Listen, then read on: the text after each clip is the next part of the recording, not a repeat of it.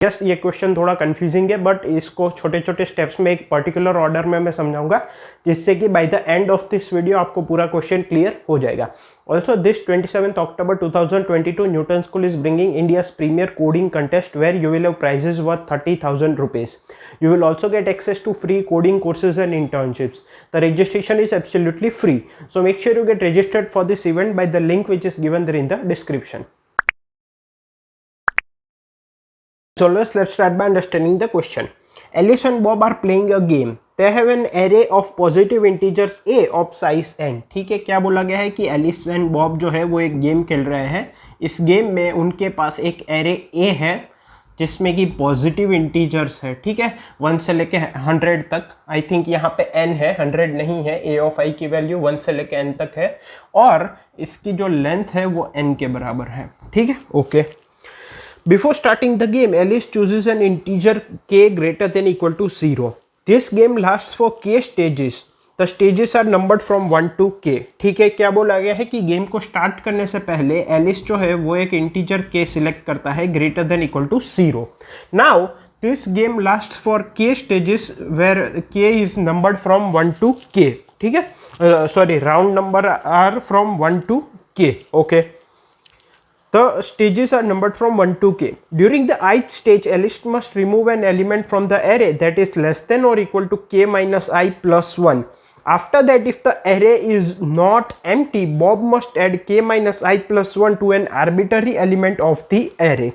ठीक है, क्या बोला गया है कि ith राउंड में एलिस जो है वो एरे में से k माइनस आई प्लस 1 से कोई भी लेस देन इक्वल टू वाला एलिमेंट है उसको रिमूव कर देगा। ठीक है, उसके बाद अगर हमारा एरे नॉन एम्प्टी है, मतलब कि एलिमेंट्स बचे हैं, तो बॉब जो है वो किसी भी एक आर्बिट्ररी एलिमेंट पे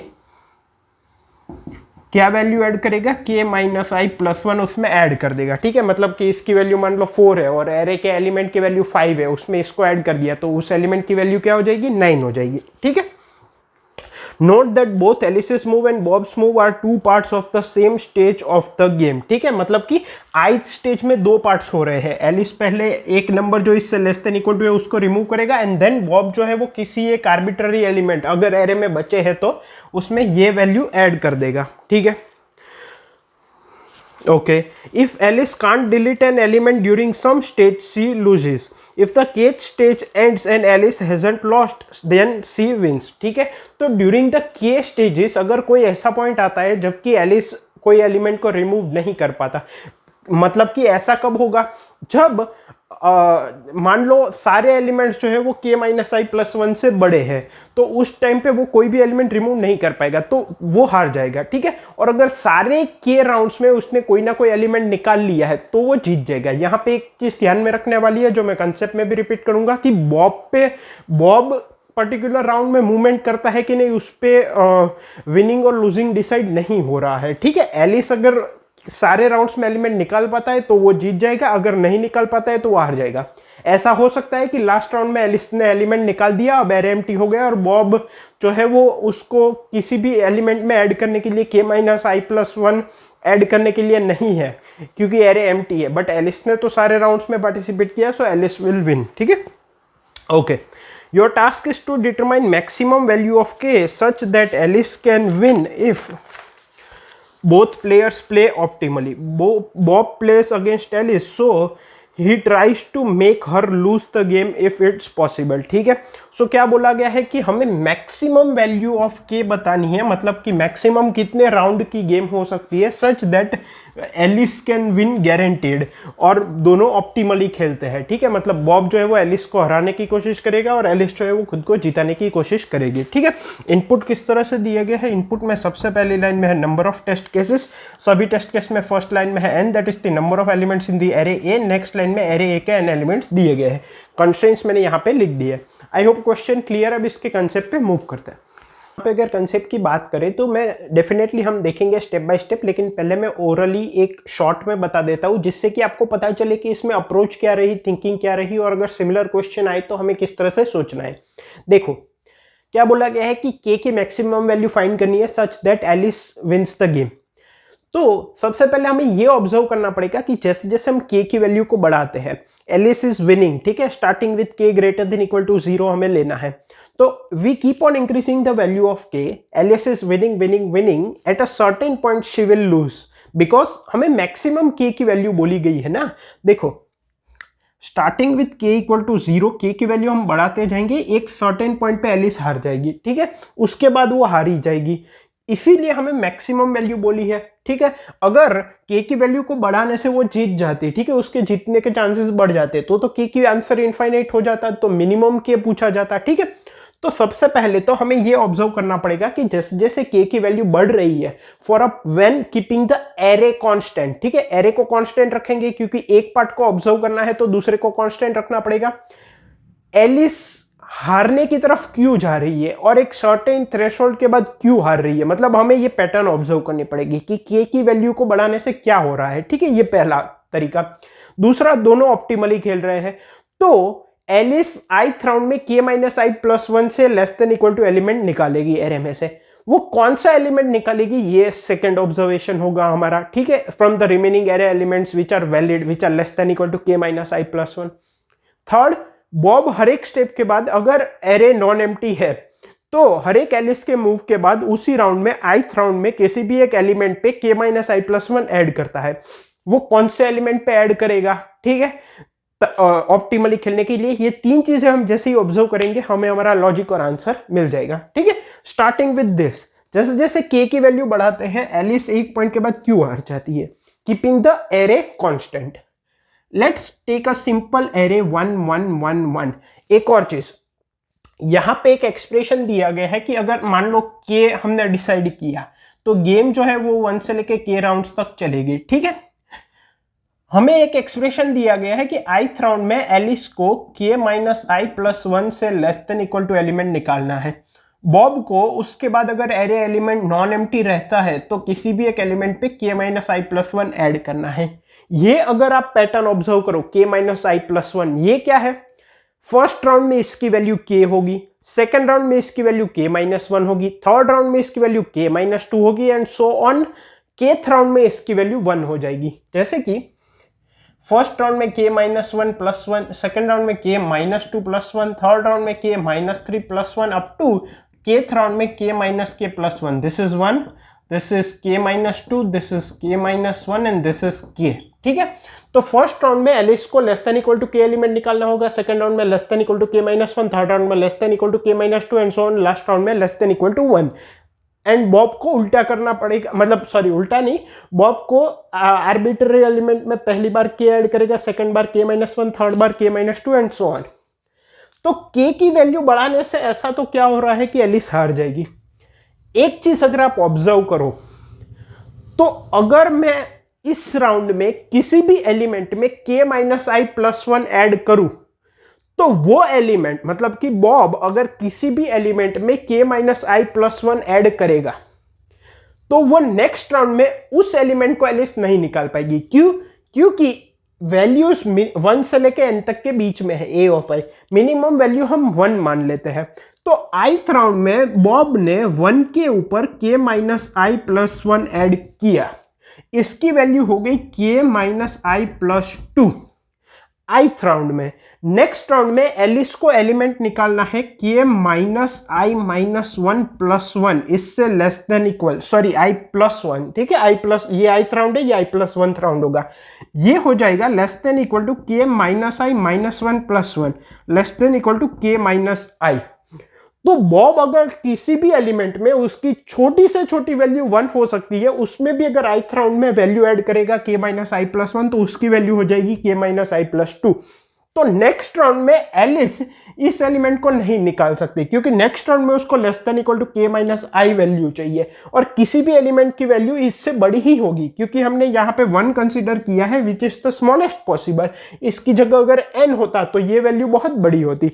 सो कहने का मतलब क्या है, whenever in the ith round Bob adds k minus i plus 1 to a particular element, that rounds becomes invalid for the further rounds for Alice to remove, क्योंकि वो नेक्स्ट राउंड में ही नहीं निकाल सकती। नेक्स्ट राउंड में उसको less than equal to k minus I चाहिए, उसके बाद वाले राउंड में उसको less than equal to k minus I minus 1 चाहिए क्योंकि यहाँ पे प्लस 2 हो जाएगा, ठीक है। तो कहने का मतलब ये है कि बॉब ने किसी एलिमेंट में वैल्यू ऐड की, वो फर्दर राउंड्स के लिए इनवैलिड हो जाएगा। ठीक है, यहां से हम बॉब की स्ट्रेटेजी भी सोच सकते हैं, लेकिन वो आगे देखेंगे। तो इससे क्या होगा, जितने ज्यादा राउंड्स होंगे मेरे पास, उतनी ज्यादा वैलिड वैल्यूज मुझे चाहिए होगी। फॉर एग्जाम्पल, अगर मैं यहां पे लेट्स से 1 2 3 4 रखता हूं, अगर k इक्वल टू 0 है तो डेफिनेटली एलिस जीत जाएगी, क्योंकि क्वेश्चन में क्या बोला गया है कि k greater than equal to 0 होना चाहिए। सेकेंड थिंग, k, अब ये जो हमने चीज देखी ना कि बॉब किसी भी एलिमेंट में k minus I plus 1 value add करता है तो वो नेक्स्ट राउंड के लिए इनवैलिड हो जाता है। इससे बहुत सारा कंक्लूजन निकल सकता है। ठीक है, एक के बाद एक देखते हैं। k इक्वल टू 0 है तो ऑब्वियसली एलिस जीत जाएगी, क्योंकि क्वेश्चन में क्या पूछा गया है कि एलिस किसी राउंड में अगर एलिमेंट नहीं निकाल पाती तो वो हार जाएगी, वरना वो जीत जाएगी। बॉब पार्टिसिपेट करता है कि नहीं ये नहीं पूछा गया है। तो अगर k इक्वल टू 0 है तो एलिस को कोई एलिमेंट रिमूव ही नहीं करना, उसको 0 टाइम्स एलिमेंट रिमूव करना है। इसका मतलब बाय डिफॉल्ट एलिस जीत जाएगी। k इक्वल टू 1 है अगर इसमें, तो हमने अभी क्या ऑब्जर्व किया कि फर्स्ट राउंड में उसको k के less than equal to element निकालना पड़ेगा, मतलब कि 1 से कम वाला एलिमेंट निकालना पड़ेगा, तो वो इसको निकाल लेगी। फिर बॉब इन तीनों में से किसी एक में 1 ऐड कर देगा, एरे हो जाएगा 2 3 4। एलिस ने तो मूव कर लिया, अब बॉब है वो इन तीनों में से किसी एक में वैल्यू ऐड कर देगा, लेट से इसमें की। बट क्या फर्क पड़ता है, एक राउंड था k इक्वल टू 1, एलिस ने पार्टिसिपेट कर लिया। अब k इक्वल टू 2 के लिए देखो, ठीक है, फॉर द सेम एरे। ठीक है, हम एरे को कांस्टेंट रख रहे हैं, दोनों को वेरी करेंगे तो नहीं समझ में आएगा। एक चीज को समझना है तो दूसरे को कांस्टेंट रखो, इसको समझना है तो इसको कांस्टेंट रखो। ठीक है, ओके। बट बिकॉज ये हमारे हाथ में नहीं है तो इसको कांस्टेंट रखना है, और ये पूछा गया है मैक्सिमम वैल्यू, तो इसको वेरी करेंगे, बेटर समझ में आ जाएगा। डेफिनेटली समझने के लिए यहाँ पे अलग अलग एग्जाम्पल्स लेने पड़ेंगे। k इक्वल टू 2, तो फर्स्ट राउंड में एलिस को लेस देन इक्वल टू 2 वाला एलिमेंट निकालना पड़ेगा और बॉब को +2 करना है किसी में। नेक्स्ट राउंड में लेस देन इक्वल टू 1 वाला एलिमेंट निकालेगी एलिस और बॉब +1 करेगा। तो सबसे पहले एलिस जो है वो अगर 1 निकालेगी तो नेक्स्ट राउंड में उसको लेस देन इक्वल टू 1 चाहिए, उसको पता है। तो इन तीनों में से तो वो किसी को नहीं उठा पाएगी। तो एलिस क्या करती है कि भाई 2 को निकाल लो, मैं 1 को नेक्स्ट राउंड में निकालूंगी, क्योंकि नेक्स्ट राउंड में less than equal to 1 element में निकाल सकती हूं। अभी मैंने अगर 1 को निकाल लिया तो नेक्स्ट राउंड में मेरे पास एलिमेंट नहीं बचेंगे, और 3 4 को तो वो वैसे भी नहीं निकाल सकती, लेस देन इक्वल टू 2 को निकालना है। तो एलिस 2 को निकाल लेती है, ये सोच के कि वो 1 को नेक्स्ट राउंड में निकालेगी। अब उसी राउंड में बॉब को +2 करना है किसी एलिमेंट में। दोनों ऑप्टिमली खेल रहे हैं। बॉब क्या करेगा, एलिस हारनी चाहिए, तो बॉब जो है वो 3 या 4 में 2 ऐड नहीं करेगा, क्योंकि उसको पता है कि एलिस इसको तो क्या बोलते हैं यूज ही नहीं कर सकती नेक्स्ट राउंड में, तो वो इसमें ऐड करेगा ताकि ये इनवैलिड हो जाए। जैसे ही इसमें 2 ऐड करेगा ये 3 हो गया, अब ये नेक्स्ट राउंड के लिए इनवैलिड हो गया। तो अब यहाँ पे एलिस जो है वो मूवमेंट नहीं कर पाएगी और k इक्वल टू 1 हमारी मैक्सिमम वैल्यू हो जाएगी। ठीक है, एक और एग्जांपल लेते हैं। अगर 1 1 1 4 है तो अब जल्दी देखते हैं। ठीक है, मान लो k की वैल्यू 1 तो चली जाएगी, k की वैल्यू 2 देखते हैं। तो यहाँ पे फर्स्ट राउंड में less than equal to 2 +2, less than equal to 1 +1। ठीक है, अब लेस देन इक्वल टू 2 वाला कोई एलिमेंट निकालना है। एलिस ने 1 निकाल लिया, एरे बचा 1 1 4। बॉब ने +2 किया, इसमें किया, ये 3, ये इनवैलिड हो गया। अब इस राउंड में लेस देन इक्वल टू 1 वाला एलिमेंट निकालना है। एलिस ने ये निकाल लिया, एरे में बचे 3 और 4। बॉब को +1 करना है, उसने इसमें कर दिया, बट एलिस दोनों राउंड में पार्टिसिपेट कर पाई, इसलिए k इक्वल टू 2 भी वैलिड रहेगा। k इक्वल टू 3 में क्या होगा, नहीं हो पाएगा आई गेस। ठीक है, एलिस जो है वो सबसे पहले 1 को निकालेगी, लेस देन इक्वल टू 3 लेना है, बचेगा 1 1 4। बॉब इसको यहाँ पे ऐड कर देगा तो ये हो जाएगा 4। अब लेस देन इक्वल टू 2 निकालना है नेक्स्ट राउंड में, तो एलिस इसको निकाल देगी, 4 4 बचेगा, बॉब 2 को ऐड कर देगा यहाँ पे, ये हो जाएगा 6। अब नेक्स्ट राउंड में एलिस किसी को नहीं निकाल सकती, लेस देन इक्वल टू 1 तो नहीं हार जाएगी, तो k इक्वल टू 2 आंसर हो जाएगा। ठीक है, तो ये हमने ऑब्जर्व कर लिया। अब इसको वर्डिंग्स में डालना हो तो बेसिकली हो क्या रहा है पैटर्न में, for a constant array when we make the value of k higher we need to participate in more and more rounds. Hence, we need more and more elements which can satisfy the condition of less than equal to k minus I plus 1 in ith round to fulfill the condition. But we know that in each movement, in each round, Bob makes one element invalid by adding k minus I plus 1 to that, which is valid, let's suppose it is valid for the next round, but he makes it valid. So, as we go on increasing the value of k for a constant array, after a certain point of time we do not have valid values for all k rounds. ठीक है, so at a certain point यहाँ पे हमें रुकना पड़ेगा. ठीक है, मतलब कि as we go on increasing k, at a certain point Alice will lose the game. Second thing, हमें k की मैक्सिमम वैल्यू सर्च करनी है starting with 0 greater than equal to 0. 0 तो irrespective of the array conditions answer हो सकता है, क्यों, वो हमने डिस्कस कर लिया. अब हमें जब भी कोई वैलिड वैल्यू आंसर करनी होती है तो एक पर्टिकुलर रेंज होती है, मतलब कि k equal to 0 to something ना, लेट सपोज m, बिकॉज जब हमें m पता होगा तभी हम 0 से लेकर m तक मूव करेंगे और ये जो गेम है वो गिवन एरे पे प्ले करेंगे ऑप्टिमली. उसकी कंडीशंस क्या होगी वो भी देखेंगे और फिर डिसाइड करेंगे कि k वैलिड है कि नहीं. दो तरीके हो सकते हैं, या तो लीनियरली सर्च करके करेंगे या बाइनरी सर्च लगा के करेंगे डिपेंडिंग अपॉन कंस्ट्रेंट्स. ठीक है, बट m तो पता होना चाहिए. एक चीज आप समझो, लेट सपोज बेस्ट कंडीशन क्या हो सकती है कि सारे 1 है, सारे 1 है, तो होगा क्या, लेट सपोज एरे में सारे 1 है, 1 1 1 1 1. Now what we said, irrespective of the k value, अगर ith राउंड में बॉब किसी पे k minus I plus 1 add करता है तो नेक्स्ट राउंड में वो वैल्यू इनवैलिड हो जाती है फॉर एलिस टू पिक. तो अगर फर्स्ट राउंड में एलिस ने ये उठाया, k को भूल जाओ, बॉब ने इसमें वैल्यू ऐड की, ये इनवैलिड हो गया. नेक्स्ट राउंड में एलिस ने ये उठाया, क्योंकि अब लास्ट राउंड में k माइनस आई प्लस 1 1 होगा. ठीक है, बाकी सब में तो वो ग्रेटर देन 1 ही होगा, तो इसलिए मैंने 1 1 1 लिया है. ठीक है, बेस्ट केस. तो अब एलिस ने इसको उठाया, बॉब ने इसमें वैल्यू ऐड की, ये इनवैलिड हो गया. k minus I plus 1 add करेंगे, नेक्स्ट राउंड में वो इनवैलिड हो जाएगा. एलिस ने इसको उठा लिया, 3 राउंड हो पाए. ठीक है, तो k की जो वैल्यू है वो हम यहां पे लिख नहीं रहे, बट हम ये कह सकते हैं कि इस केस में n क्या था, 1 2 3 4 5, तो n प्लस 1 बाई 2 हुई. ठीक है, सिमिलरली a अगर 1 1 1 1 1 1 है तो एलिस ने इसको उठाया, बॉब ने इसको इनवैलिड किया, इसको उठाया, इसको इनवैलिड किया, एलिस ने इसको उठाया, इसकी वैल्यू इनवैलिड हो गई. It is n by 2. We can say n plus 1 by 2 maximum होगी k की वैल्यू. ठीक है, रफली. बट हम अगर k को 0 से लेकर n तक भी ले जाए लीनियरली तो भी प्रॉब्लम नहीं होगी. क्यों? क्योंकि कंस्ट्रेंट्स छोटे हैं. और अगर बाइनरी सर्च भी लगाना होता तो 0 से n तक लगाओ या 0 से लेकर n प्लस 1 बाई 2 तक लगाओ, कोई फर्क नहीं पड़ेगा. ठीक है, सो बेसिकली कहने का मतलब क्या है, you can write your n for simplicity. ठीक है, अगर परफेक्ट निकालना है तो ऑब्जर्व करो और n प्लस 1 बाई 2 क्या आता है वो लिखो. ठीक है, उससे फर्क नहीं पड़ेगा. नाउ हमें इसकी रेंज मिल गई. हमें यह भी पता है कि बाइनरी सर्च से भी हो जाएगा, लीनियर सर्च से भी हो जाएगा. हम लीनियर सर्च से करेंगे, इंप्लीमेंटेशन इजी रहेगा, कंस्ट्रेंट्स छोटे हैं, प्रॉब्लम नहीं होगी. अब बॉब कौन सा एलिमेंट डिलीट करेगा और एलिस कौन सा एलिमेंट लेगी. ठीक है, ये अब सोचना पड़ेगा. एक चीज समझो, अगर मैं k स्टेज के लिए खेल रहा हूं, अगर मैं k स्टेज के लिए खेल रहा हूं तो मुझे कितने एलिमेंट्स रिक्वायर्ड होंगे if Alice wants to win the game. First round में हम मैक्स मतलब इतने एलिमेंट चाहिए हमें, ये हम सोच के चल रहे हैं मिनिमम. अगर मान लो k की वैल्यू 3 है और 10 1s है, ऑब्वियसली हो जाएगा, बट हम ये सोच रहे हैं कि मिनिमम इतने हमें एलिमेंट चाहिए होंगे. ठीक है, मतलब कि इस सेट ऑफ एलिमेंट को हम कंसिडर करेंगे.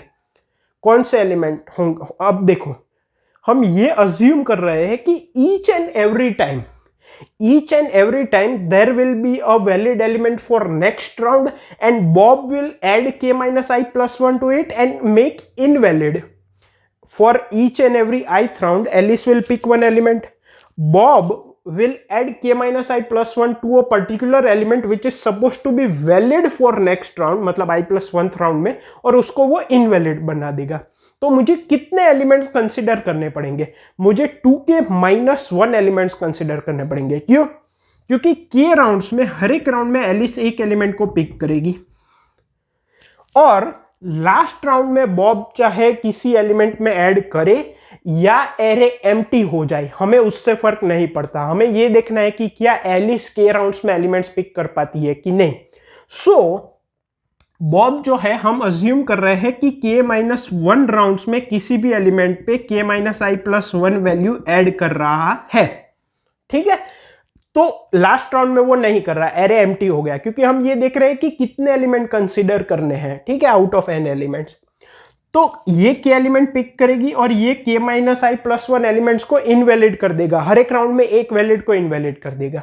सो टोटल 2k-1 एलिमेंट्स को हमें कंसीडर करना पड़ेगा। इतना क्लियर है? ठीक है, अब कौन से एलिमेंट्स होंगे? एलिमेंट्स होंगे एरे ए के सबसे छोटे 2k-1 एलिमेंट्स, उनको हम कंसीडर करेंगे। क्यों? क्योंकि अगर मेरे पास 1 1 1 1 1 है, ठीक है, लेट्स से 1 है, और k=3 के लिए हम सॉल्व कर रहे हैं, और मेरे पास 5 5 5 है। ठीक है, ओके, या मतलब इसमें एलिस और बॉब का भी अप्रोच थोड़ा समझना पड़ेगा, बट लेट्स से तो पहले 2k-1 मतलब पहले 5 वंस को ही हम कंसीडर करेंगे, क्योंकि हमें एलिस को जिताना है ऑप्टिमली, और बॉब हराने की ट्राई करेगा। ठीक है, अब एक और चीज, बॉब जो है वो हमेशा स्मॉलेस्ट एलिमेंट पे, एक्चुअली है ना, ये एलिस वाला पार्ट और बॉब वाला पार्ट तीनों एक साथ समझने पड़ेंगे, तो बॉब का मूवमेंट समझते हैं। बॉब जो है वो हर एक बार ऑप्टिमली कैसे खेलेगा? वो रिमेनिंग एरे में जो सबसे छोटा एलिमेंट होगा उसको टारगेट करेगा। ठीक है, क्योंकि अगर 1 में भी मैंने k-i+1 ऐड कर दिया तो वो नेक्स्ट राउंड के लिए इनवैलिड हो जाएगा, और सबसे छोटा एलिमेंट जो होगा वो सबसे ज्यादा टाइम तक वैलिड रहेगा, क्योंकि सबसे पहले हमें k चाहिए, फिर k-1 चाहिए, एंड सो ऑन, लास्ट में <1 चाहिए। तो जो सबसे ज्यादा टाइम तक वैलिड रहेगा उसको बॉब इनवैलिड कर देगा। एलिस जो है वो कौन सा एलिमेंट ऑप्टिमली पिक करेगी? वो स्टार्ट करेगी, ये मेरे 2k-1 स्मॉलेस्ट एलिमेंट है ऑफ द एरे ए, वो स्टार्ट करेगी एंड से, फिर ये वाले एलिमेंट से, फिर ये वाले एलिमेंट को, फिर ये वाले एलिमेंट को, फिर ये वाले एलिमेंट को। बॉब डिस्ट्रॉय करता जाएगा इसको, इसको, इसको, इसको। ठीक है, अब एलिस इनको क्यों पिक करेगी? फॉर एग्जाम्पल, अगर मेरे पास है 1 1 और 2, लेट्स से, ठीक है, और k की वैल्यू है 2, ठीक है, आई थिंक ये गिवन एग्जांपल है।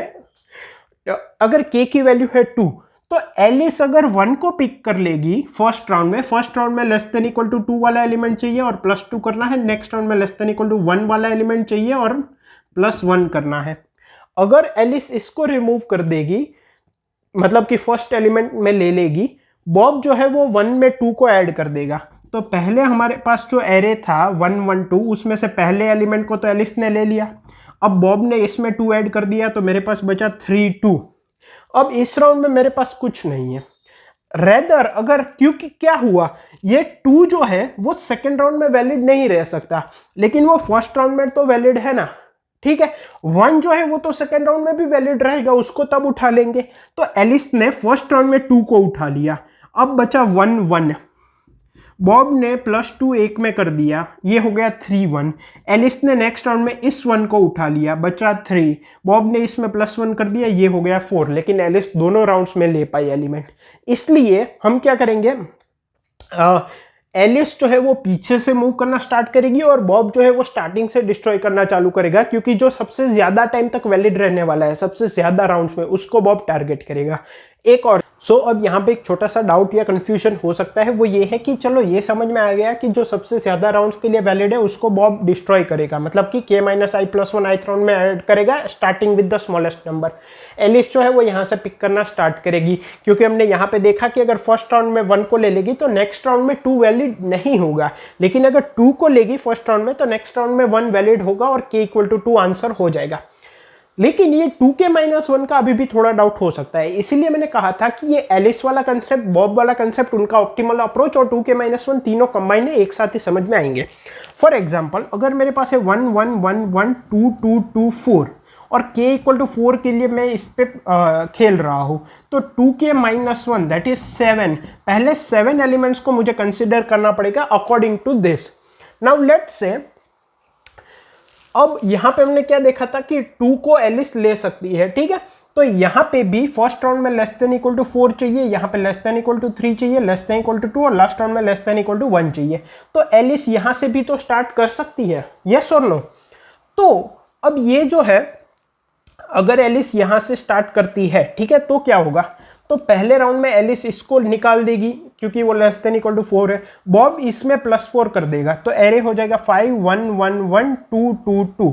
नेक्स्ट राउंड में एलिस इसको निकाल देगी, बॉब यहाँ पे +3 करेगा क्योंकि ये ऑलरेडी इनवैलिड है, तो 5 4 1 1 2 2। अब नेक्स्ट राउंड में एलिस जो है वो इसको निकालेगी, ये लेस देन इक्वल टू 2 है और बॉब इसमें +1 करेगा, सो 5 4 2 1 2, ठीक है। अब नेक्स्ट राउंड में एलिस का पॉइंटर कहां पे है, यहां पे है, ठीक है। नो डाउट मेरे पास एक वैलिड एलिमेंट है, लेकिन कोई एक पैटर्न नहीं मिल रही ना हमें कि बॉब यहां से डिस्ट्रॉय कर रहा है, एलिस यहां से रह रहा है। अब इसकी जगह पे हम अगर यहां से स्टार्ट करते तो क्या होता,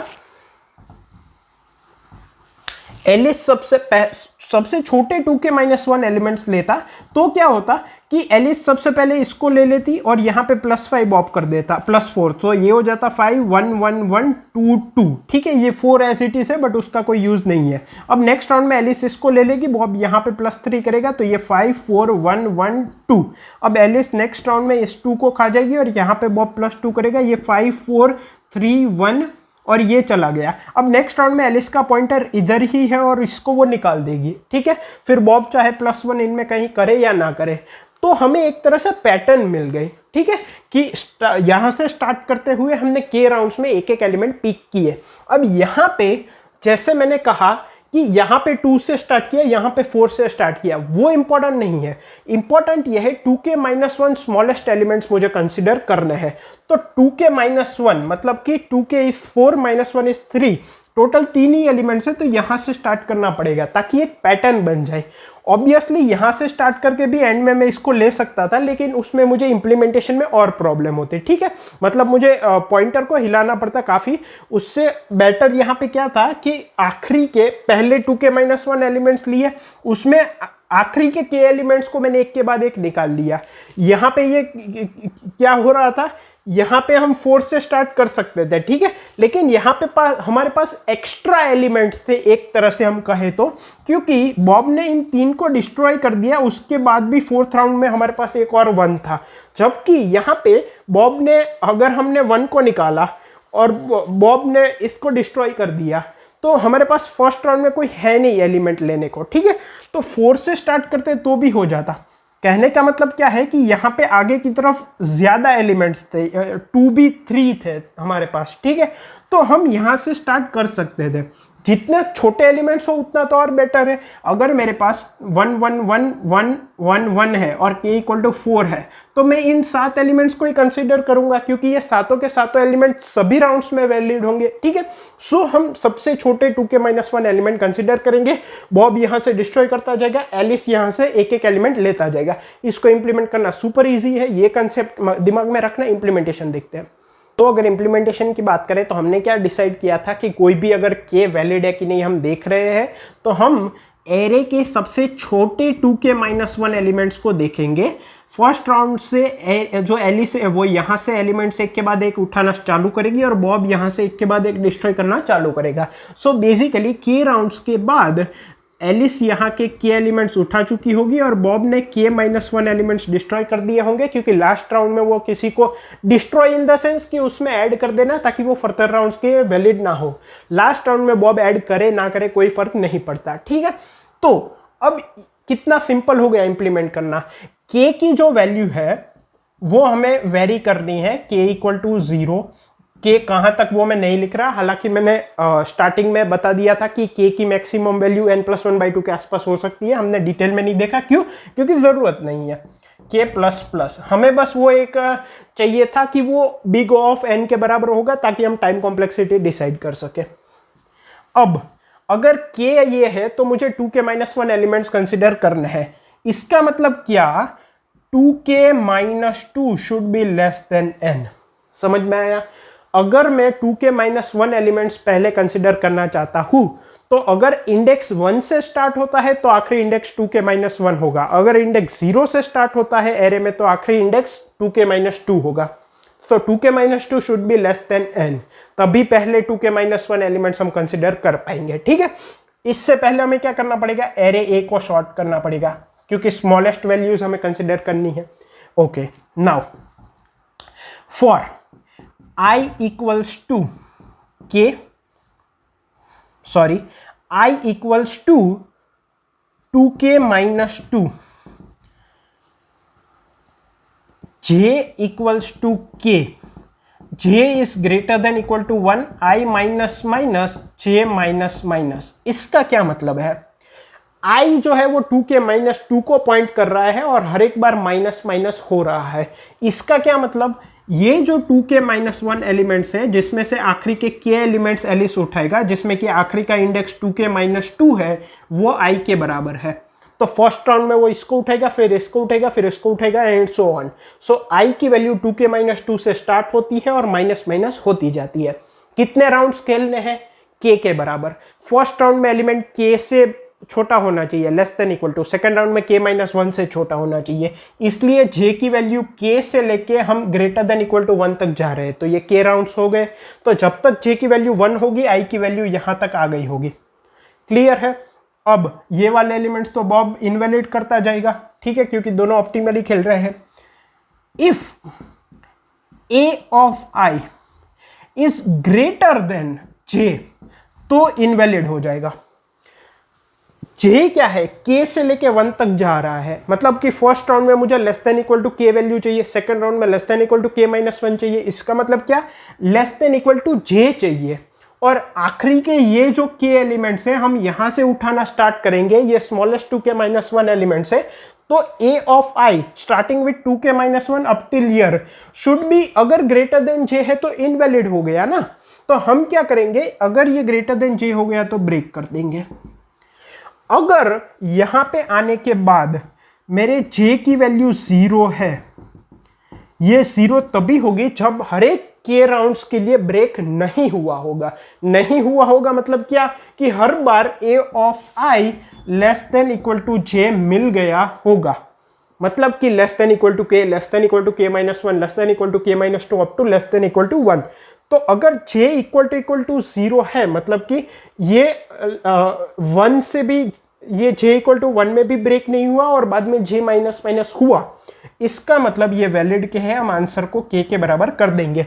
इनिशियली आंसर की वैल्यू 0 रखेंगे बाय डिफॉल्ट, क्योंकि k इक्वल टू 0 तो ऑब्वियसली पॉसिबल है, और यहाँ पे फॉर लूप 1 से स्टार्ट करेंगे। आई होप क्लियर हो गया है। टाइम कॉम्प्लेक्सिटी क्या होगी, शॉर्टिंग लग रहा है n log n। ये फॉर लूप जो है वो कितना जाएगा, 1 से लेके यहाँ पे इनटू टेस्ट केसेस भी आएगा, वो बाद में देखते हैं। ये फॉर लूप 1 से लेके 2k minus 2 less then n, तो हम n साइज का मान लेते हैं। इनर फॉर लूप भी n साइज का मान लो, ठीक है। तो ये हो जाएगा n square, n into number of test cases. अब देखो, n square into number of test cases, n square is 10 की पावर 4 इंटू 100 इज 10 की पावर 6, जो कि गिवन टाइम में इजीली हो जाएगा, और हम यहाँ पे आंसर प्रिंट कर देंगे।